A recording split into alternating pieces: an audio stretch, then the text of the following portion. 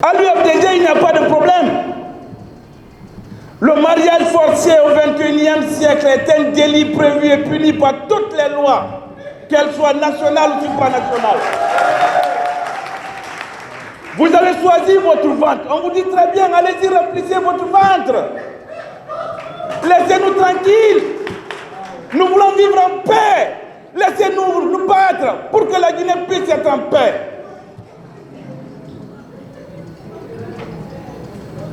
Ils disent qu'ils veulent que Mamadi reste au pouvoir. Que même une transition de 10 ans, ils ne sont pas contre. Ils disent qu'ils sont même capables de mobiliser les dockers du port autonome à payer la caution pour la candidature de Mamadi Doumbouya. Tout ça, c'est très beau. Mais puisque la vocation de l'UFDG, ce n'est pas accompagner Mamadi dans cette dynamique de confiscation du pouvoir, pourquoi vous voulez nous embêter? Et pourquoi dans une république normale, on ne peut pas trancher le problème là où elle devrait être la solution? Aujourd'hui, tout va mal dans le pays parce que les hommes et les femmes en robe ont décidé de trahir leur serment.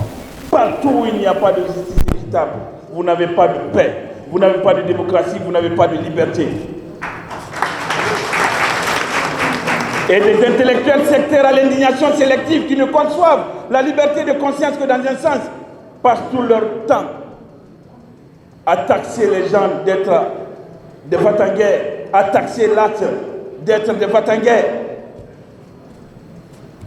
Quand vous venez dans les concessions des gens, vous renversez les marmites, vous torturez les parents devant leurs enfants, vous détenez les gens et pour leur libération, ils doivent payer 3 millions, 4 millions, 5 millions. On est devenus des esclaves dans notre propre pays. Quand il y a des manifestations, tu ne peux même pas venir sur l'acte parce qu'on peut te prendre même si tu n'es pas intéressé. Et pour te libérer, on demande 3 millions de nos francs, 4 millions de nos francs. Lorsque vous n'êtes pas capable de dire à cela d'arrêter, vous ne pouvez pas parler de paix, vous ne pouvez pas être audible. C'est pourquoi j'ai l'habitude de le dire qu'il faut faire attention. Lorsque vous voyez dans votre pays les armes qui ont conduit d'autres peuples à la violence et à l'autodestruction, vous voyez les mêmes armes apparaître sur vous, vous alertez, vous interpellez pour que décision soit prise pour mettre fin à de telles pratiques. Ceux qui ont décidé de remplir leur ventre, ils n'ont qu'à continuer à remplir le ventre et laisser l'UFDG tranquille. Nous ne sommes pas d'accord par rapport à la gouvernance actuelle. Nous ne sommes pas d'accord par rapport au reniement des valeurs. Le général Mamadi Doumbouya devant tout le monde, sans pression, il a dit à l'opinion nationale et internationale, moi, ainsi que tous les autres membres des organes de la transition ne peuvent être candidats sur cette élection. Il a matérialisé dans la charte de la transition, qu'eux-mêmes ils ont élaboré et imposé au peuple de Guinée, dans les articles 46, 55 et 65.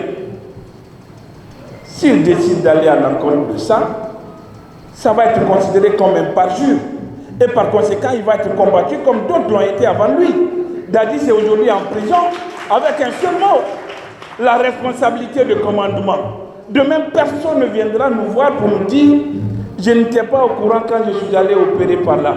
Je n'étais pas au courant quand les enfants étaient fusillés sur l'axe. » C'est maintenant qu'il faut corriger toutes ces anomalies. Nous disons encore une fois de plus, il faut rester mobilisé, il faut rester déterminé. L'UFDG n'a aucun problème. L'UFDG continue à faire son travail et ce torchon du ministère de l'administration du territoire n'engage que ceux qui croient.